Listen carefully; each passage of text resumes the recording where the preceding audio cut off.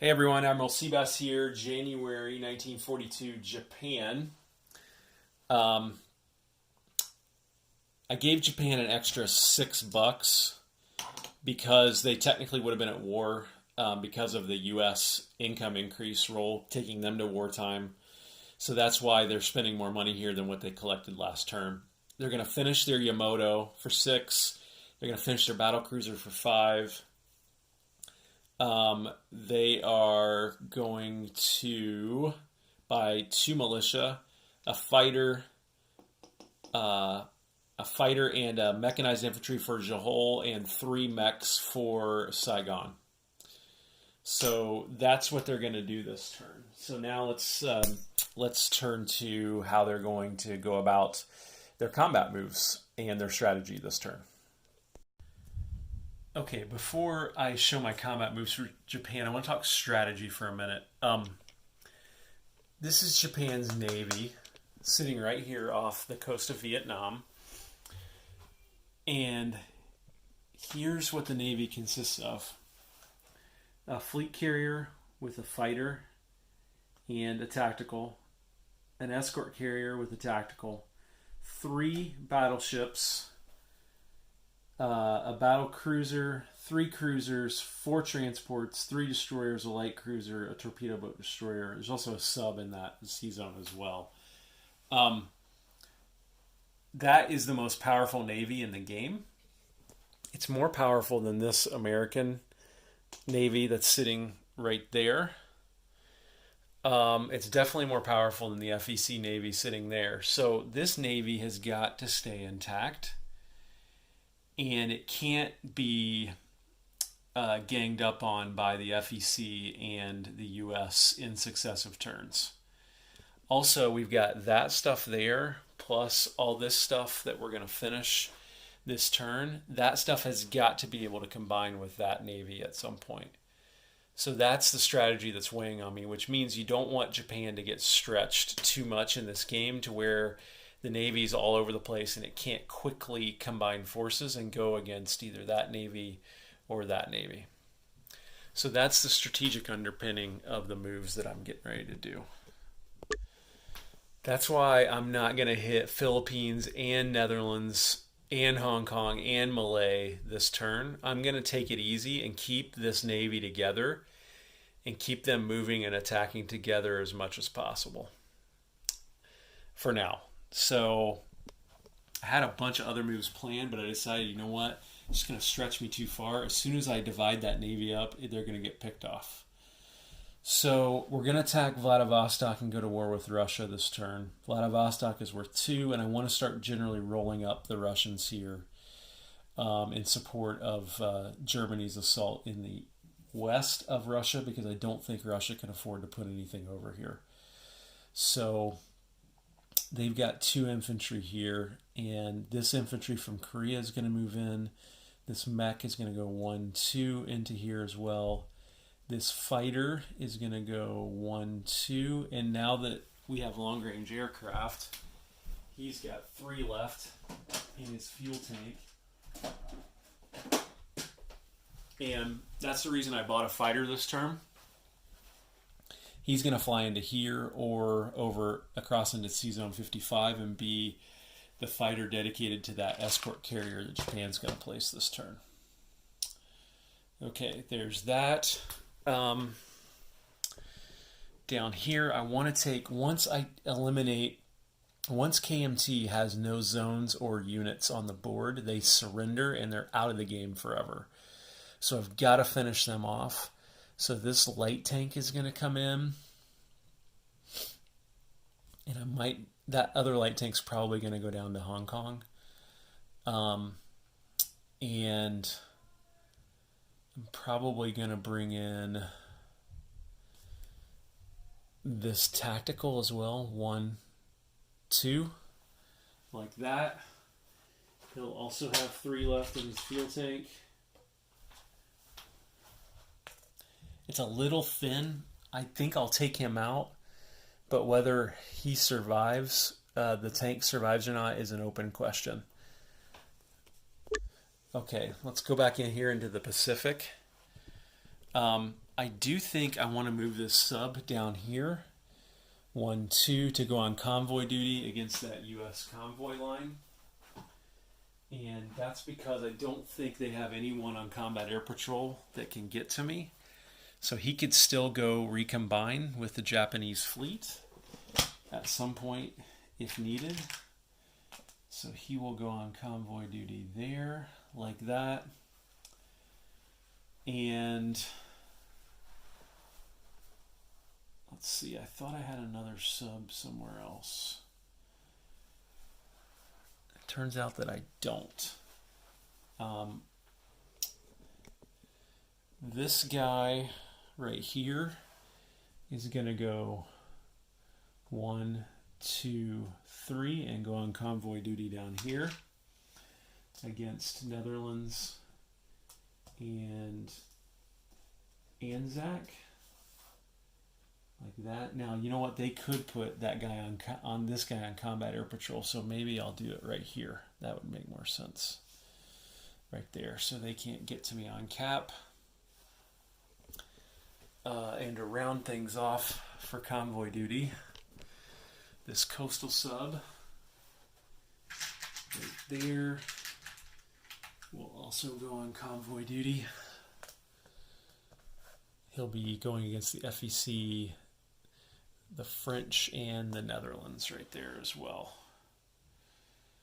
So, and why did I have... I guess I've only got 3 subs, so I'm not sure why I had this one targeted. Unless I wanted to put a blocker there. So I'll leave that target marker there. So over here for Hong Kong,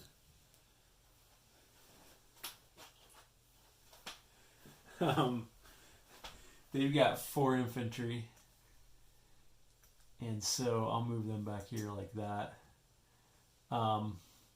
These 2 regular infantry are definitely going in. This fighter's definitely going in. He'll have 4 left in his fuel tank.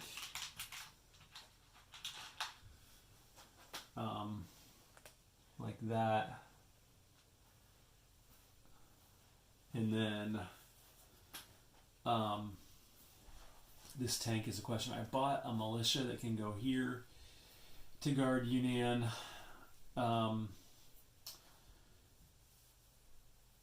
So yeah, I think I'll take him in as well, like that. So now the question is, all this stuff, this land stuff that's in Saigon, which is right here, how much of this goes into Malay and how much of it goes into Hong Kong? I might want to take at least 1 Marine into Hong Kong and maybe have a battleship do a bombardment. But let me think about this and I'll be back. So I'm going to put these aircraft on flight stands before we move them into combat. Again, they're all in C-Zone 88. They're either going to go into Malay or they're going to go into Hong Kong. So too much metal here. Too much metal and too many magnets. Sorry, my boys are playing right outside my door. Okay, I forgot that I had a tactical here, so he's going to go into Hong Kong. 1, 2, 3. He'll have 2 left in his fuel tank. My sons are having a Nerf war in our basement right outside my door. So let's see how long this stays relatively... see, there it's turning right now. Okay, peace is restored. So that means I can take all 3 of my naval aircraft into Malay. So that'll be 2 tacticals into Malay. I'll put all my Malay stuff over here. And the fighter here as well. And then now I just got to figure out, I think the 2 mechs that are in Saigon will go in there here. Go 1, 2 into Malay. That'll give me a couple of land units attacking from land to go in there. And then I need to take some Marines in there too.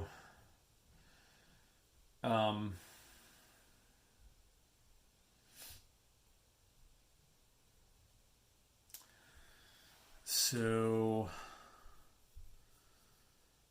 let me figure this out. You know what? I've got 5 regular Marines and 2 SNLF Marines in Saigon. I think I'm going to take all 7 in, because then I can assign 7 ships to bombard. And then also this coastal gun gets to shoot 3 shots. So I could take 3 battleships, my battle cruiser to bombard, and then I could take 2 destroyers and a torpedo boat destroyer to absorb the hits from that coastal gun. So that's what I'm going to do, and I'm going to show that by putting those 7 units, 7 ships that are going to support this attack right here like this. It's going to get a little messy. Nothing I can do about it though. The battle cruiser will shore bombard. I could get lucky and those could all hit. And then I'll take the torpedo boat destroyer and 2 regular destroyers. And if the coastal gun gets lucky and hits 3 times, I'll lose those 3. And then I'll take all 7 Marines, which gives me 7 bombardment shots as well. So I'll just line all those guys up back here like this. Come on. I need to glue these like General Hand Grenade does to these Marine markers, so we don't have this anymore in the future.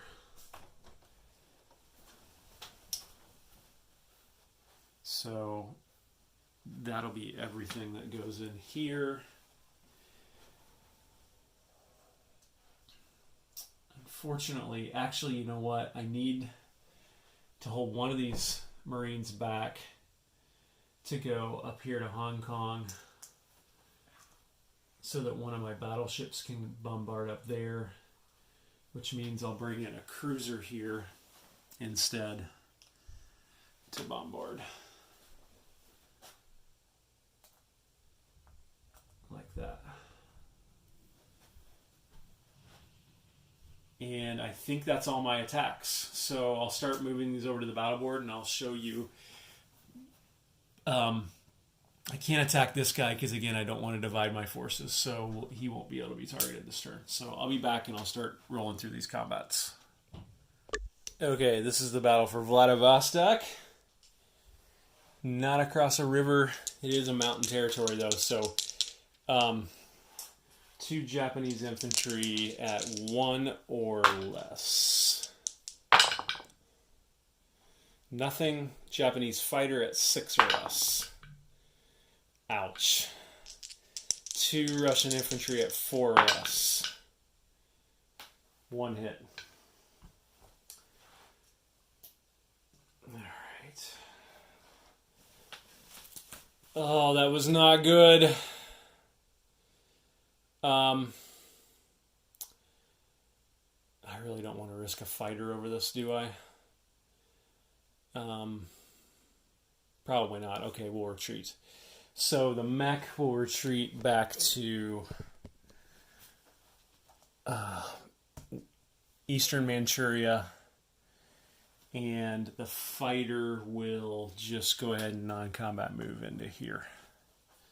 That was disappointing, although when I put it on and I looked at it, it didn't look good. So, okay, so there's that one. Now I'm going to move the battle for Tibet over here as well. It's also a mountain territory, so the light armor will be attacking at 3. The fighter still at 6, and the regular infantry is defending at 4. So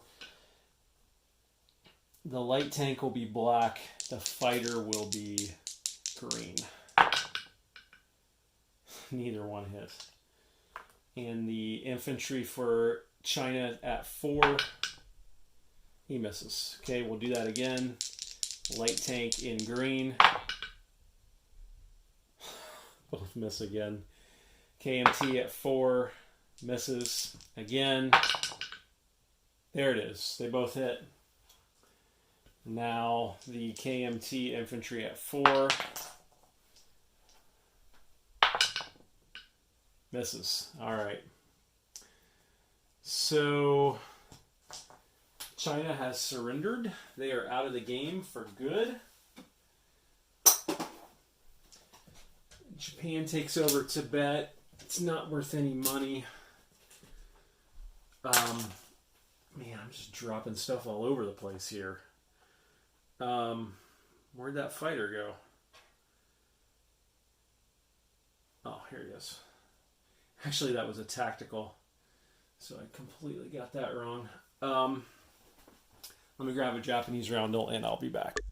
Okay, this is Hong Kong. And first we got a battleship at 4. Misses, of course. 2 Marines and... I'm sorry, 1 Marine and 2 infantry at 1. Nothing. A light tank at 3. Nothing. A fighter at 6. Nothing. A tactical at 7. That's ridiculous. All right. 4 FEC infantry at 4 or less. There's 1 hit. And I think the Marine has to take that hit. All right, let's try this again. 2 infantry at 1. Nothing. Light tank at 3. Nothing. Fighter at 6. That's finally a hit. Tactical at 7. Oh my goodness, people. All right. 4 Hong Kong infantry at 4 or less. There's 1 more hit.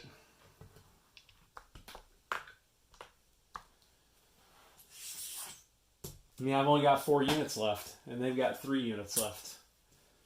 So let's give it another go. Infantry at 1. Hangar. Miss. Light tank at 3. Miss. Fighter at 6. Hit. Tactical at 7. Hit.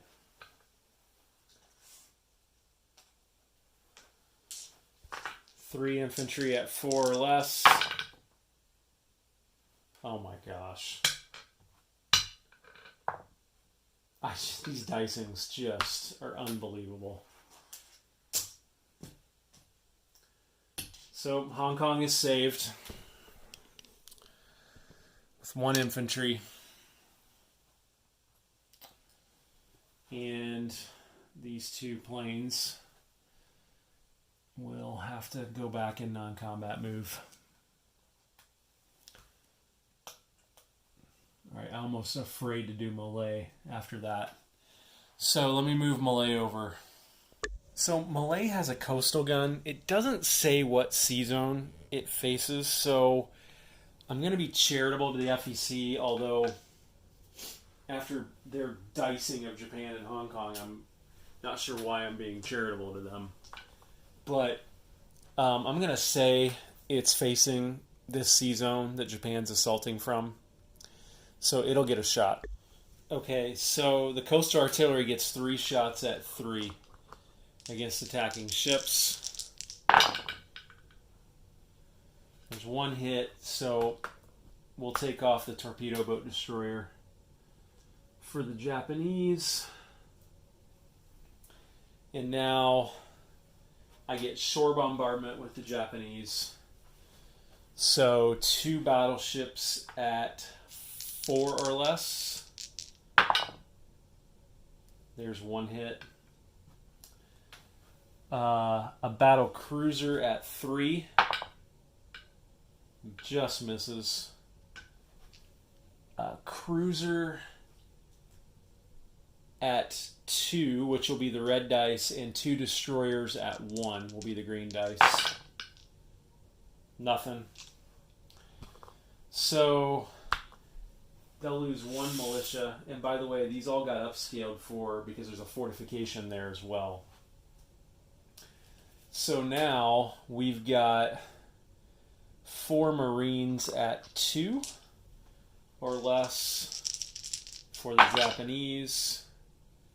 And there's 2 hits. We only need 1 more. We got 2 SNLFs and 2 mechs, all at 3 or less. And there it is. Boy, nice to roll that in Hong Kong. And I forgot the first strike. And fortification does upscale the artillery, right? Let me double check that. I think it does.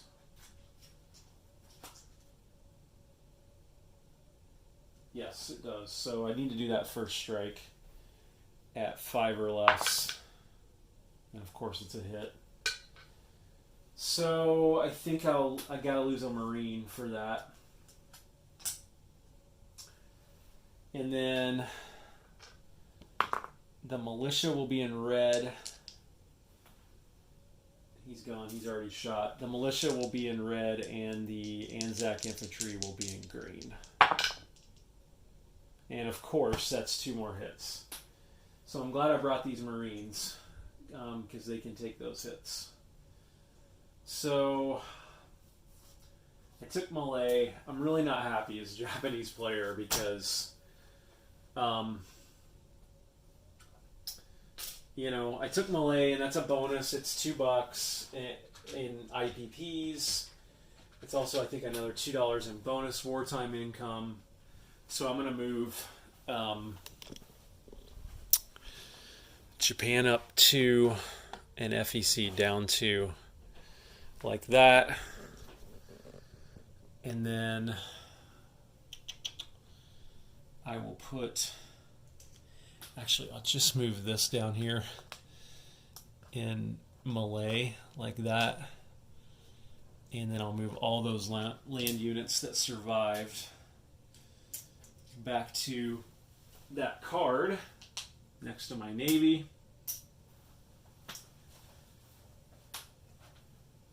And then I'm going to move all those planes back to their carriers, and then we'll do the convoys. Okay, Coastal Sub is raiding, and there's only 1 escorting ship on the convoy line, so this is going to be a straight up roll here. Both have +1 modifiers, so those cancel each other out. The Japanese will be in black. The FEC will be in red. Nothing. So I'll take him off, move that target marker, move that convoy marker. Let's do this one. And on this one, there are no escorts. The Anzac forgot to do an escort, so he'll be +2, and that'll be versus nothing. So black +2, red +0. So that's 4. That's a buck, and that'll come off of Anzac. So Anzac will lose a buck, like that. And then up there, we've got a +2 here, and we've got a +1 here. So it'll be black +2 and red +1. So that's another buck from the Americans right there. So we will chip them out. The 5 for 4. Like that. And then take him off convoy. Take him off convoy. We'll remove these target markers, and now we've got to contemplate non-combat for the Japanese. So let me think about this. Okay, so this guy's staying here. This guy will move in here like that. I'm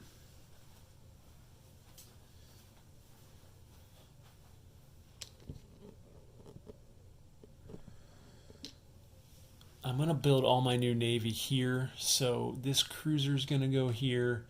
This destroyer's going to go here.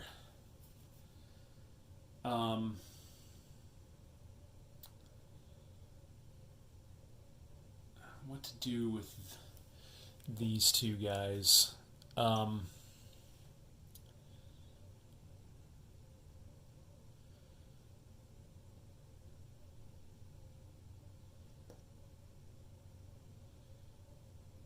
Actually,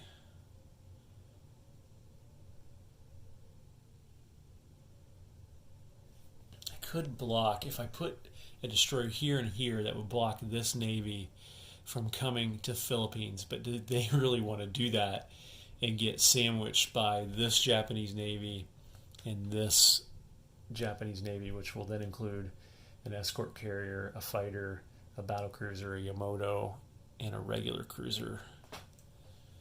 So I don't think they would want to do that, so I don't think I want to block them, is the bottom line. So let's put this torpedo boat destroyer back here. Oh,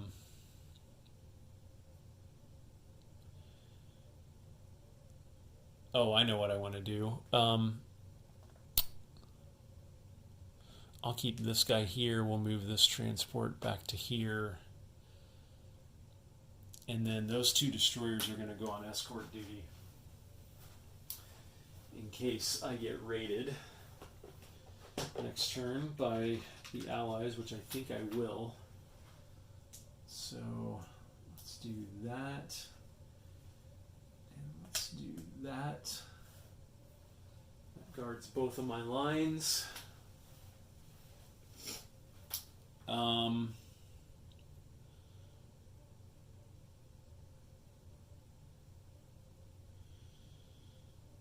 And then I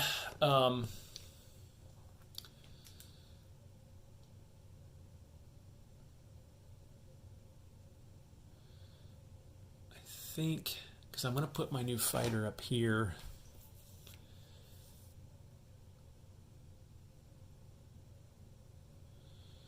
Got long-range aircraft.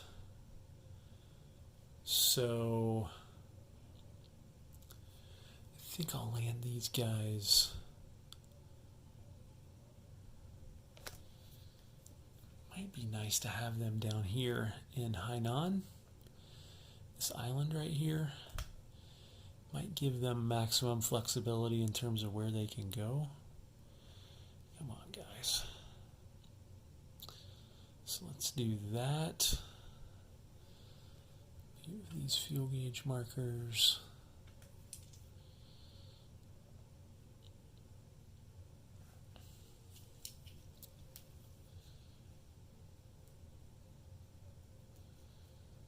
How many does this guy have left? He's got 3 left.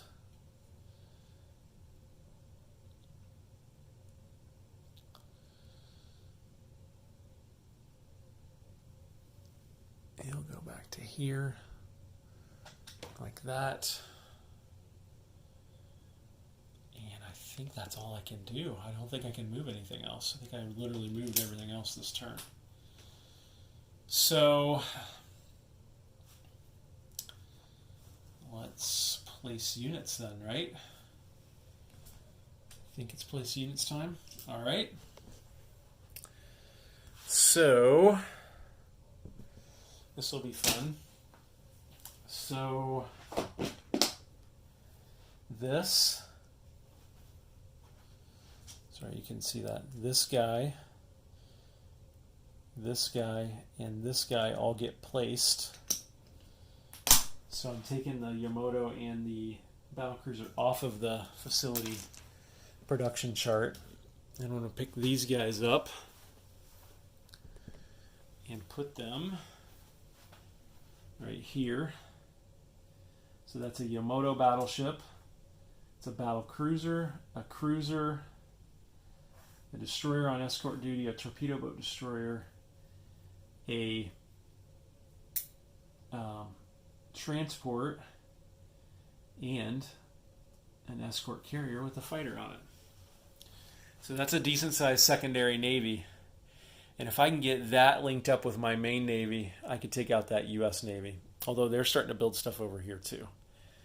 So that's good. This fighter and this mech will both get built in Johor, where I'm trying to start a low-grade War of Attrition Plus with the Russians, which attrited no Russian units this turn, unfortunately. But I should be able to take Vladivostok next turn if I want to. Because I'll have an infantry, 2 mechs, and a fighter. Might even be able to use this fighter to go against them as well, and then fly them back down. Because I really want to get these guys down to join that other navy down there next turn, which they can all get there. So the U.S. will have some interesting choices to make with its navy. And then I've got 3 mechs that are all going to go right here in Saigon at my medium factory there. And then I've got 2 militia. One of those is definitely going to go here in Yunnan. And the FEC can take Yunnan if they want to. The FEC could probably also take Hanoi or Siam if they want to as well. But they just have to decide how far they want to push out of Calcutta. And then I've got 1 more militia. Let me think about this. So I think I'll actually put that militia in Hanoi. Right there. Like that. Okay. So that's it for Japan. And Japan is sitting on $36. But they will get another 6 for possessing these 6 Chinese territories. So that's 42. Plus, they now have Malay. So that's $44 that Japan will get. So that's pretty good. 44. Their target's 50 minimum. And I'm a little frustrated I didn't take Hong Kong. That would have been another $2 right here. I can take it next turn. I'm not exactly sure how I'm going to. It'll probably have to be some Marines from here. But Netherlands has got to be on the agenda at some point. And I'm really interested to see what the U.S. does now. And the FEC. So that's January 1942, Japan. This is Admiral Seabass signing off.